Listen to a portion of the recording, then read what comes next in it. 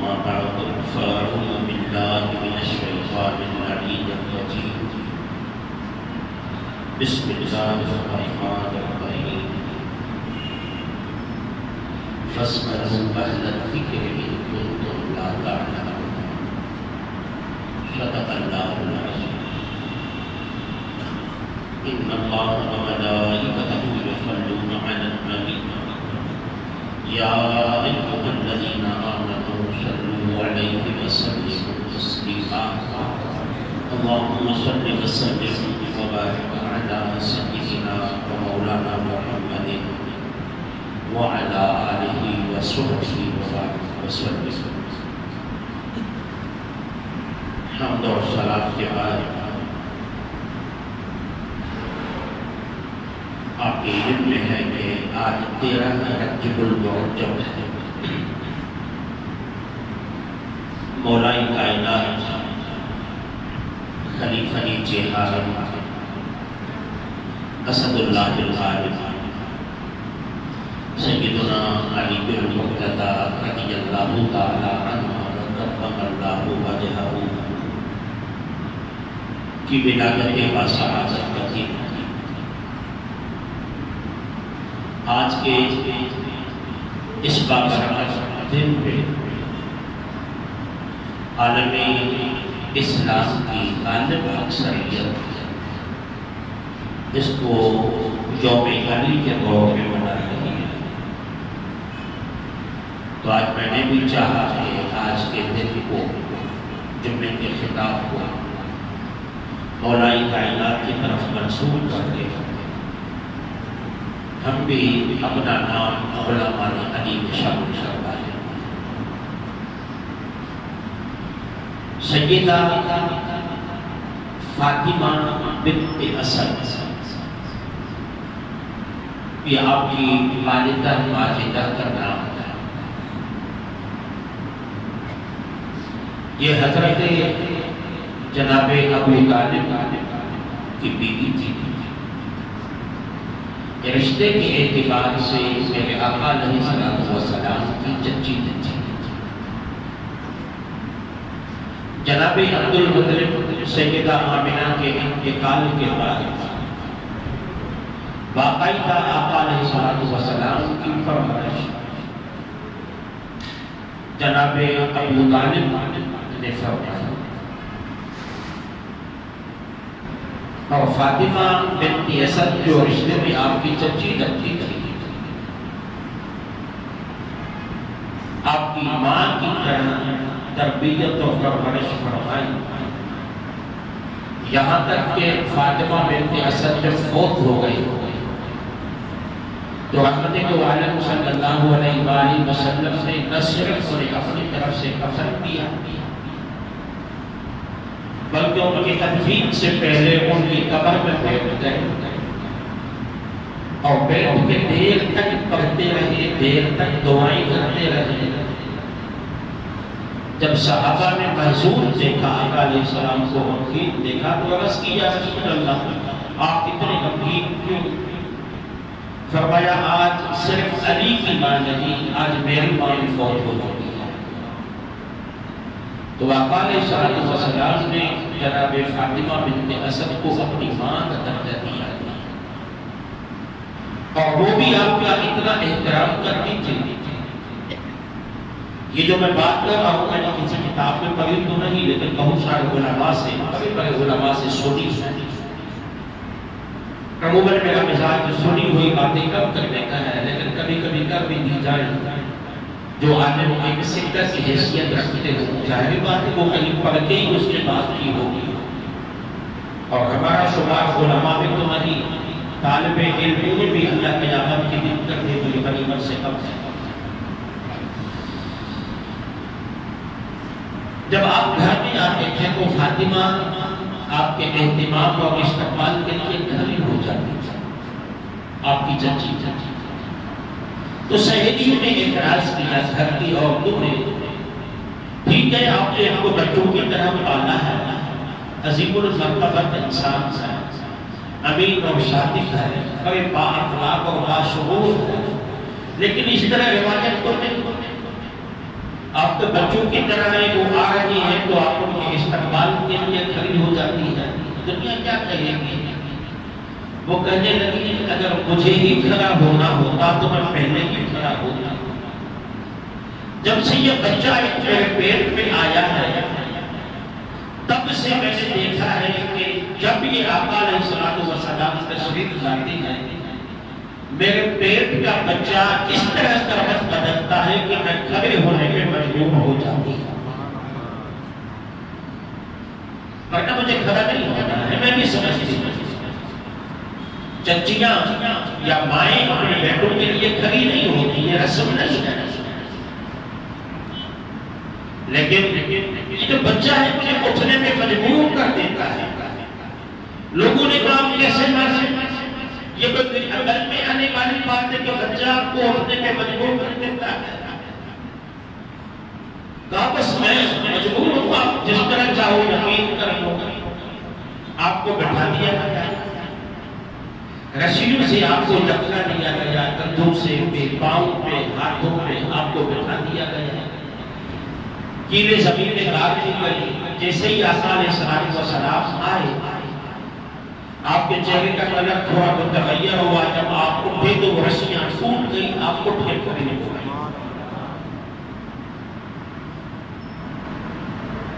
پھر لوگوں کو یقین آ گیا کہ یہ جو بچہ ہے پیٹ میں ہے یہ شاید عام بچہ نہیں، یہ بھی اس جوان کی طرز پہ کوئی خاص بچہ ہے جس کے استقبال کے اٹھنے پہ لوگوں کو مجبور کر دیتا ہے۔ یقین لوگوں کو تب آیا جب اس بچے کی ولادت حضرت فاطمہ بنت اسد سے کعبۃ اللہ کے اندر ہو گئی۔ اچھا، یہ کعبۃ اللہ میں مولائے کائنات کی ولادت بلا شک و اعزاز ہے، لیکن اس کو اس طرح بعض اوقات بڑا چڑھا کے پیش کیا جاتا ہے، بس کیوں لگتا ہے کہ یہ اتنا بڑا اعزاز ہے کسی اور کو نہیں ملا، شاید اس وجہ سے اس کا مقام نبیوں سے بھی بڑھ گیا، ایسا ایسا۔ میرے باپی علیہ السلام کے ایک اور صحابی تھے حکیم بن حزام، یہ بھی کعبۃ اللہ میں پیدا ہوئے، اس کا تو ذکر تک نہیں کیا جاتا، لوگوں کو بتایا تک نہیں جاتا، لیکن مولا کائنات علیہ السلام کی اس ولادت کو بڑا چڑھا کے پیش کرنا اور اس کے مرتبے کو نبیوں کے برابر کر دینا۔ میں نے ایک بدبختی یہ سنا کہ کس کے اعزاز سے تو نبی بھی محروم ہو گئے تھے کہ کعبے میں پیدا ہوتے، تو یہ توہین انبیاء کے زمرے میں آتا ہے، یہ ناجائز کے زمرے میں آتا ہے۔ بس کعبۃ اللہ میں پیدا ہونا تھا وہ ہو گئے، وہ اللہ کی بندی کعبے کا طواف کر رہی تھی، اچانک کعبے سے اٹھا کہاں جائے، کعبے کا دروازہ کھلا ہوا، باہر جا نہیں سکتی تھی، اندر آ گئی، شرم حیا کی وجہ سے بچہ پیدا ہو گیا، بس اتنا آ گیا۔ اب اس کو بڑا چڑھا کے پیش کر دینا کہ دیوار کی کعبہ کی پھٹ گئی، کعبے سے آواز آ گئی، یہ خدا کا ہے، خدا کے گھر میں پیدا ہوگا، اس کا تاریخ میں کتابوں میں کہیں بھی ثبوت نہیں ہے، یہ خطیبوں کی من گھرم دھری ہوئی باتیں ہیں جس سے ہم بابا کر لیتے ہیں۔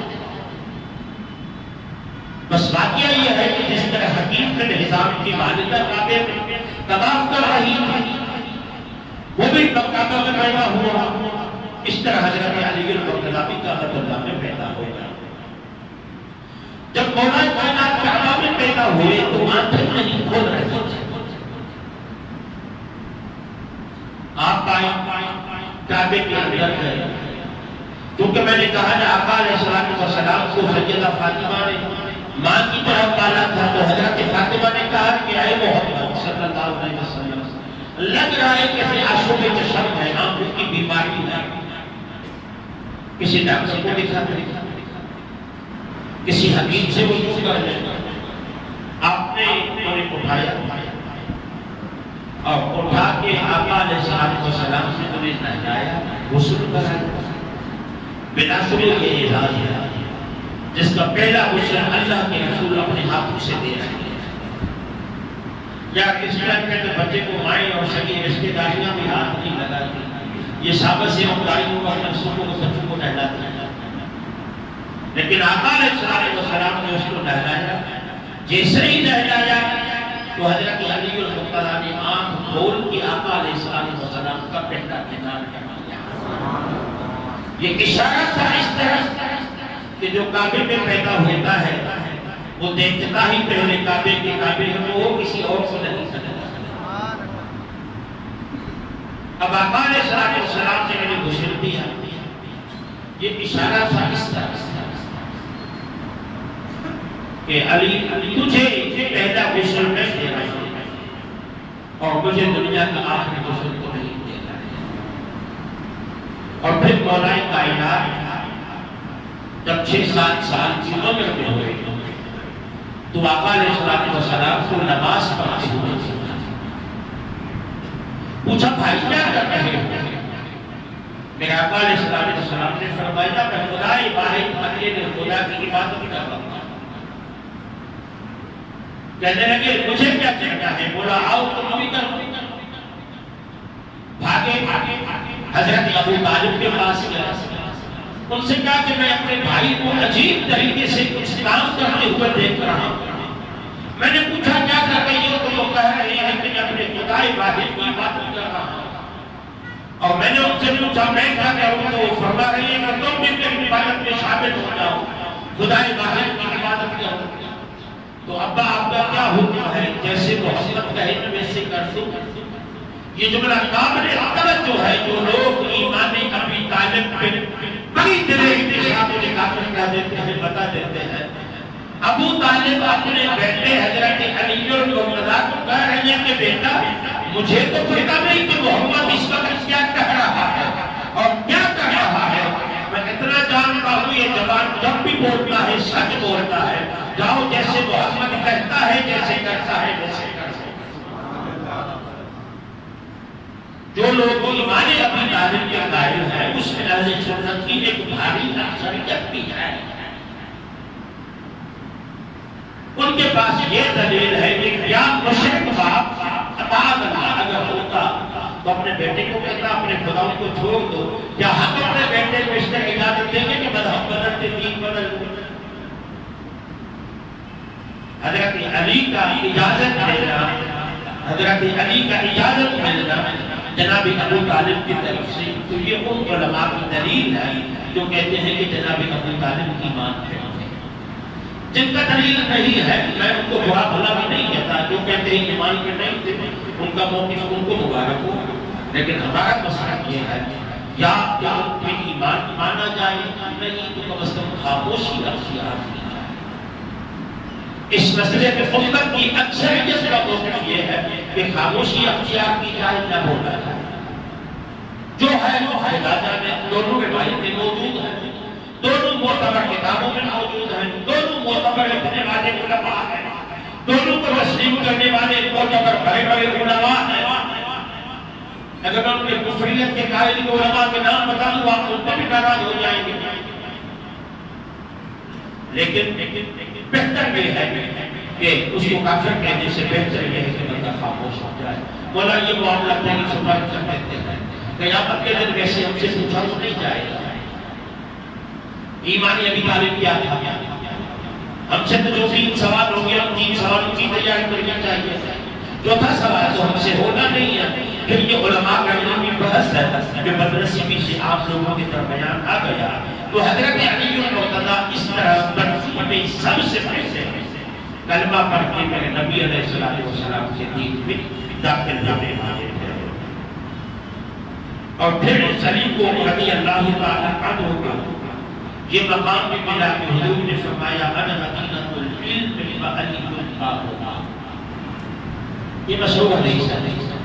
حضور نے فرمایا میں علم کا شہر اور علی اس کا دروازہ. اب میں دوسری حدیث کا رہا تو آپ نے بہت کم سنی ہوگی. حضور نے فرمایا انا دار الحکمت وعلی الباب. میں علم کا نہیں، میں علم عقل حکمت اور دانائی کا شہر. حکمت اور دانائی اور علم کا دروازہ میرا علی ہے. انا دار الحکمت، میں حکمت کا دروازہ، میں عقل اور دانائی فہم و فراست کا گھر ہوں. اور میرا علی اس کا دروازہ ہے. یہ فہم و فراست حضرت علی کو کیسے فرماتے ہیں کہ ابھی جب تک میرے محبوب نے نبوت کا اعلان نہیں کیا ہمیں بچپنا تھا ہمارا غربت کم ہوتا غربت زیادہ تھی جناب ابو طالب کے پاس کہ آپ ایک آبو سے معذور تھے کما نہیں سکتے گرچہ قریش کے سردار بھی تھے معزز اور محترم پہلے بھی تھے اس میں کوئی شک نہیں لیکن کما نہیں سکتے تھے معذوری اور مجبوری کی وجہ سے تو گھر میں غربت تو کہتے ہیں بستر ڈسپینڈ ہونے کی وجہ سے میں اپنے بھائی محمد صلی اللہ علیہ وسلم کے بستر میں سو جاتا تھا اور بعد اوقات میرے بھوک اور پیاس کو دیکھ کر قریب آتا مجھے اپنے سینے سے لگا دیتا اور میری زبان اپنی زبان میرے منہ میں ڈال دیتے تھے میں اپنے محبوب کی زبان کو چوس لیتا تھا اس کا کمال یہ تھا میری بھوک میں مٹ جاتی تھی اور حکمت اور علم اور دانائی کے دروازے بھی مجھ میں کھل جاتے تھے. یہ عطائی جی ہم نے تو پہلے صرف یہ بیان کیا تھا نا کہ حضرت امام حسین کو حضور نے اپنی زبان اس کے منہ میں ڈالی تھی لیکن یہاں بیٹوں کو تو ڈالی ہی ہے باپ حضرت علی کو میرے حضور اپنی مبارک زبان ان کے منہ میں ڈال رہے ہیں کہتے ہیں بس فکر کو حکمت کے دروازے کھولنے اتنے کھلے کھلتے ہی رہتے ہیں. ایک مرتبہ مجھے حضور کہیں قاضی بنا کے بھیج رہے تھے جج فیصلے کرنے ہوتے ہیں بڑی صلاحیت کا کام ہوتا ہے بڑے صبر عازمہ برادر ہوتے ہیں جج حضرت علی بن مقتدہ جیسے تھے تو حضرت علی کو آقا علیہ السلام نے جب جج بنا کے بھیجا تھا عرض کیا آقا میرا لڑک آ جائے میری جوانی ہے آقا یا رسول اللہ میں ان بڑے بڑے پڑھے لکھے لوگوں کے فیصلے کہاں کر سکتا تم میں اتنی صلاحیت نہیں کہتے میرا اتنا کہنا تھا آقا علیہ السلام نے اپنا مبارک ہاتھ بڑھایا بڑھا کے میرے سینے پہ رکھا کہتے تک حضور کے سینے پہ ہاتھ آنے کی دیر پھر حضور کی زبان کو نمبر ہوئی مولا میرے علی کو علم فراست دانائی اور عقل کے دروازے ان پہ ہمیشہ میرے لیے کھول دے پھر کہتے تھے بس مصطفیٰ کی دعا کا اثر اور حضور علیہ السلام کے ہاتھ مبارک کے اثر کا کمال یہ تھا کہ بس اس کے بعد فیصلہ کرنے میں مجھے کبھی تردد بھی نہیں ہوا. اب تردد کہتے ہیں کہ فیصلہ یہ دوں یا ہو جائے آپ سنتے ہیں عدالت نے فیصلہ محفوظ کر دیا جی کل سے ایک فیصلہ محفوظ عدالت نے فیصلہ محفوظ کر دیا 2 مہینے کے بعد 3 مہینے کے سنا کیجیے کہ اس لیے مجھے تردد ہوتا ہے کیا کرنا وہ سوچتے ہیں لیکن مولا کائنات فرماتے ہیں ہمارا حال یہ تھا کہ ایک لمحے کے لیے بھی میں متحقق نہیں ہوتا تھا جب فیصلہ کرنا ہوتا تھا تو میں آسانی سے کر دیا یہ میرے مصطفیٰ علیہ السلام کی دعا تھی. پھر کہیں تیسرا موقع یہ تھا جب علم دانائی حکمت کے دروازے مجھ پہ اور جہاں کھل گئے فرمایا وہ وقت یہ تھا کہ جب آقا علیہ السلام کا وصال ہوا اور حضور علیہ السلام کو میں نے غسل کیا حضرت علی غسل بھی دے رہے تھے اور زبان سے کہہ دے رہے تھے کہ اللہ کی عزت کی قسم میرے مصطفیٰ جتنی نفاذت نبی میں نفیس اور پاکیزہ تھے اتنا ہی میرے حضور وصال کے بعد وہ نفیس اور پاکیزہ کیونکہ جو غسل دلاتے ہیں مجھے پتا ہے بعض اوقات منہ سے بھاگ نکلتی ہے نیچے سے غلاظت نکلتی ہے بدبو ہوتی ہے تکلیف ہوتی ہے اس لیے غسال کے لیے پہلا حکم یہ ہے کہ اس میں کوئی عیب نظر آئے تو کسی سے بیان نہ کرے بارش کو بھی چاہیے کہ غسال سے نہ پوچھے پہلے تو غسال بارش بھی ہونا چاہیے وہ جو ملکیت کا وارث بنتا ہے نہ بیٹا اپنے باپ کو غسل ہونے دینا چاہیے. ہم عجیب کرتے ہیں ملکیت کے وارث ہم بنتے ہیں غسل کے لیے بچوں کے دھنڈیاں بجا کے رکھتے ہیں. رات کو 3 بجے امام صاحب مسال کہاں سے ملے گا؟ وہ بھائی کہلانا ہے تمہارے باپ ہے. کل ملکیت میں کوئی قابض ہو جاؤ گے کل ہی میرے پاس حقا لے کے آ جاؤ گے کہ میرا ملکیت میں کتنا حصہ بنتا ہے. خود کیوں نہیں دلاتے؟ آقا علیہ السلام نے حضرت علی کو کہا کہ مجھے غسل دلانا.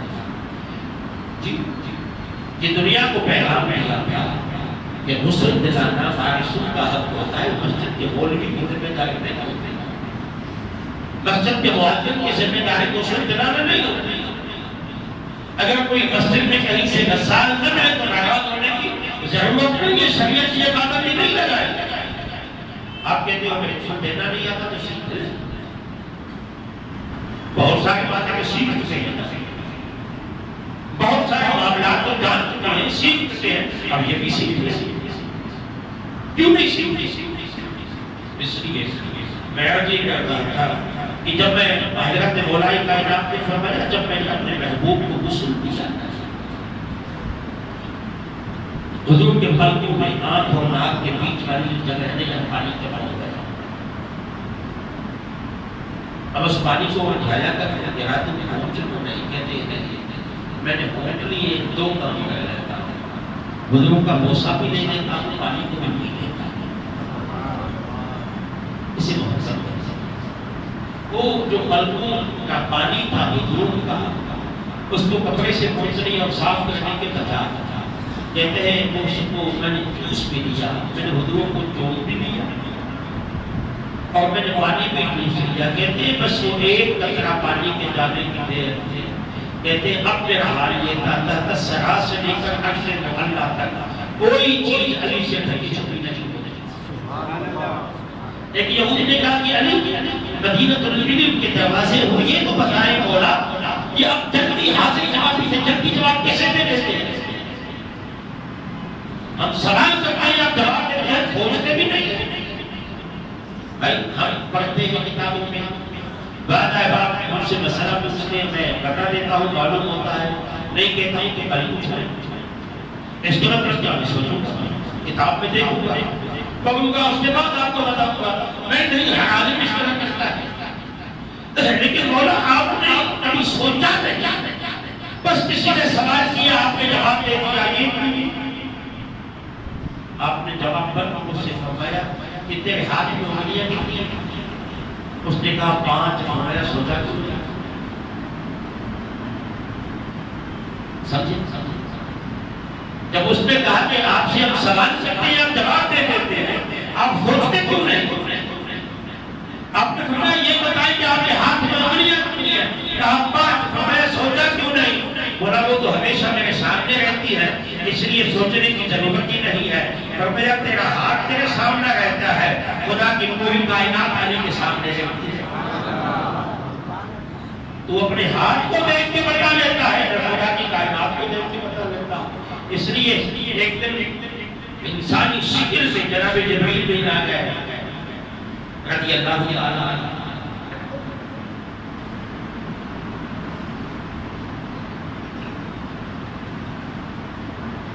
تو آج پوچھنے لگے کہ علی جبریل کہاں ہے؟ ایک انسان سے پوچھے علی جبریل کہاں ہے؟ میں تو ناراض ہو جاتا ہوں. جو کوئی سوال ہے جبریل سے کیا کہتا ہے؟ سوال بھی عجیب ہو جاتا ہے. ایک صاحب نے مجھ سے پوچھا تھا موسیٰ علیہ السلام کے نامی کا نام کیا ہے؟ سچی بات یہ ہے اسے اپنے نامی کا نام بھی یاد نہیں ہوگا، لیکن پھر موسیٰ کے نامی کا نام. نماز پڑھنے کے مسائل کو نہیں پوچھتے، روزے کے زکات کے مسائل کو ہم نہیں پوچھتے. ہمیں ان فضول چیزوں میں اور اب پھر وہ ٹی وی دیکھتے ہیں، ٹی وی پہ انعامی اسکیم آتی ہے، ایک سوال ہوتا ہے، پھر وہ سوال کا جواب دینے کے لیے امام کی علماء کے پیچھے پھرتے رہتے ہیں. جس کو جواب نہ آئے نہیں وہ آنے بھی نہیں.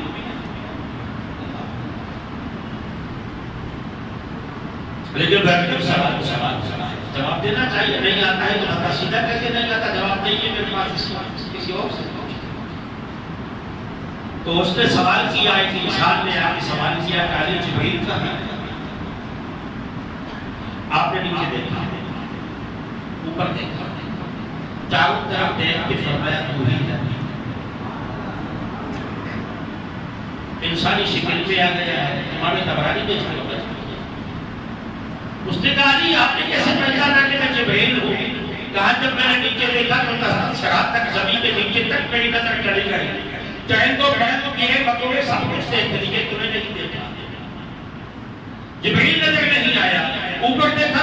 منظر تو سدرت المنتہا میری نظر کو اپنے خدا پہ چلی گئی. میں نے تمہیں نہیں دیکھا, چاروں طرف دیکھا, سب کو دیکھ لیا, جبریل نظر نہیں آیا. اسرافیل, اسرائیل, میکائیل کو دیکھ لیا, جبریل نظر نہیں آیا. میں سمجھ گیا تو جبریل ایک انسانی شکل میں آگے دنیا کو آنے کا علم اور مقام دکھانے کے لیے آ گیا. یہ انا دار الحکمت, میں علم کا دروازہ اور علی اس کا دروازہ ہے. اور پھر جب حضرت علی ایک وقت تھا بغداد میں کوفے میں کھڑے ہوئے کر رہے تھے, سنوں کی نماز لوگوں کائنات کا جو بھی سوال ہے آزاد کسی نے کہا علی یہ کمال اتنی بڑی دعوت کہا مصطفیٰ کے در سے اتنی خیرات ملی ہے, اب کہہ سکتا ہوں کہ جو پوچھنا ہے یاد ہے. اور پھر فرمایا مجھے اللہ کی عزت کی قسم قیامت تک آنے والے لوگوں کے نسبوں کے متعلق بھی مجھ سے پوچھو گے تو میں یہی اس محفل میں کھڑے کھڑے آپ کو جواب دے دوں گا, کل تک کی مہلت نہیں دوں گا. یہ حکمت کہتے ہیں کہ قیامت تک کے آنے والے واقعات اس محفل میں بتا دینا. ایک بہت بڑی بات کو مختصر الفاظ میں کہہ دینا.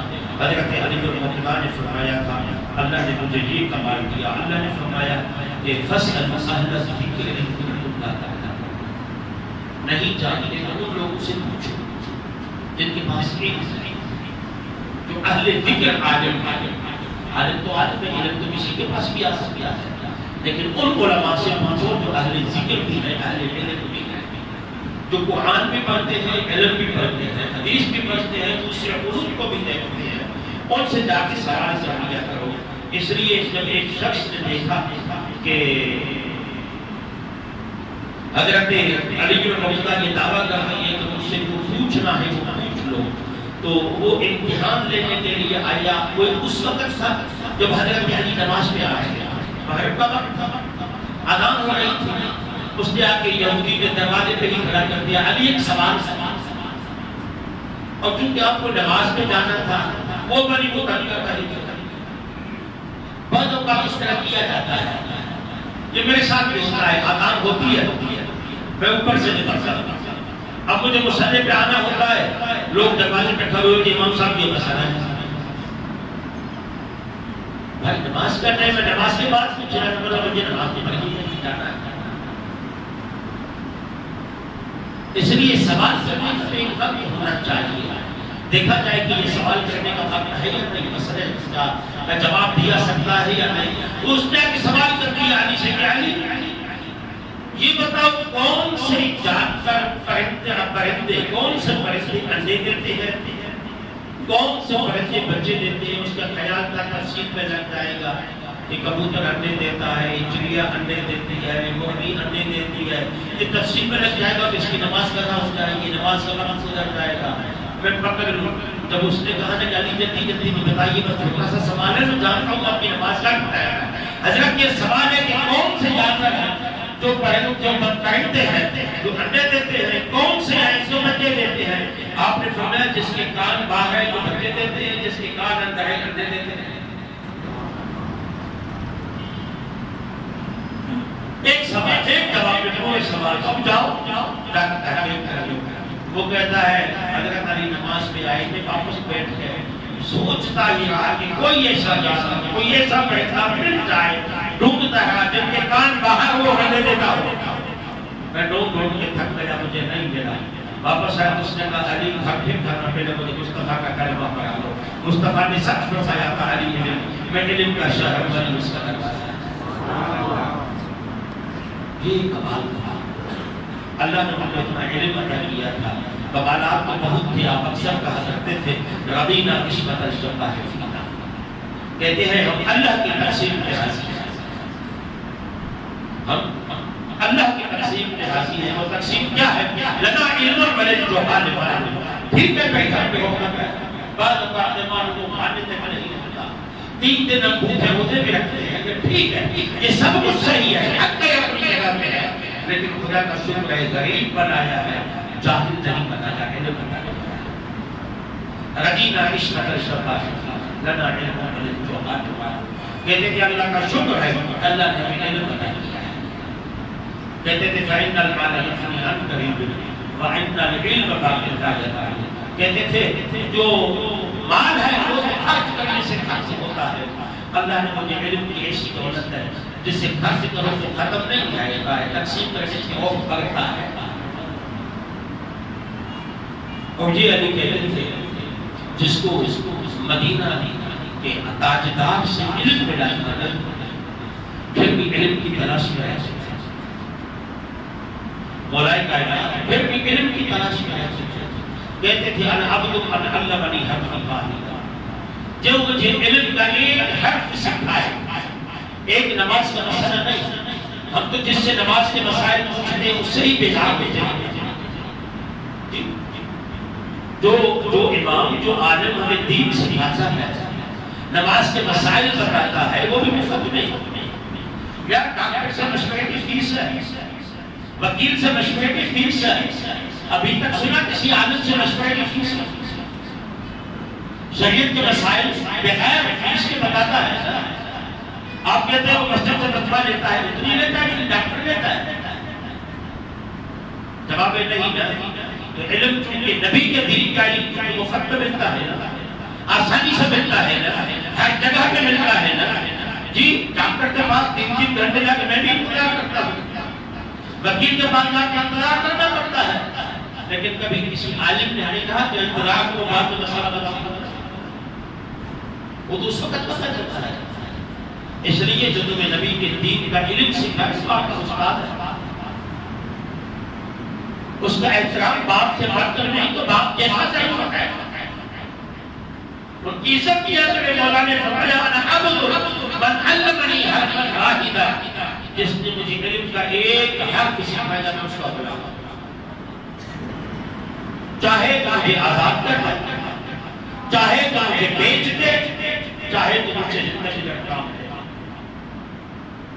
ایک حرف علم کا سکھانے کے لیے، زندگی بھر کے کام کرنے کے لیے مولا علی تیار ہے اس شخص کے لیے جس نے ایک حرف سکھایا. اور ہم اپنے اساتذہ کی کتنی عزت کرتے ہیں. اسکول کی اساتذہ، مدرسے کی اساتذہ، مسجد کی اساتذہ، مکتب کی اساتذہ، لائبریری کے اساتذہ کی ہم کتنی عزت کرتے ہیں. ہم ان سے اتنا بیزار نہیں ہیں. جب ہم نے استاد کی اور کتاب کی عزت کرنا چھوڑ تو ہمارے سینوں میں علم نہیں رہا. ہم نئے کے نئے ظاہر رہے، زندگیاں بیت گئی، سفید داڑیاں ہو گئی، امامت میں نماز کے مسائل یاد نہیں، بھول جاتے. ایسا ہے سب بولیے ناراض نہیں رہا. ابھی تک ضرورت پیش آتی ہے، 50 سال ہو گئے نمازیں پڑھتے پڑھتے ہم نماز کے مسائل یاد نہیں کر پائے. کیوں؟ وجہ معلوم ہے، یہی کہ جن سے مسائل پوچھتی ہیں ان کی تعظیم نہیں کرتی، ان کا ادب نہیں کرتے. جب ان کا ادب کریں، ان کی تعظیم کریں تو ان کا کرم ہو جائے گا، ان کا رحم ہو جائے گا، ان کی مہربانی ہو جائے گی. اللہ ہم سب پہ اپنا خصوصی فضل، خصوصی کرم، خصوصی رحمت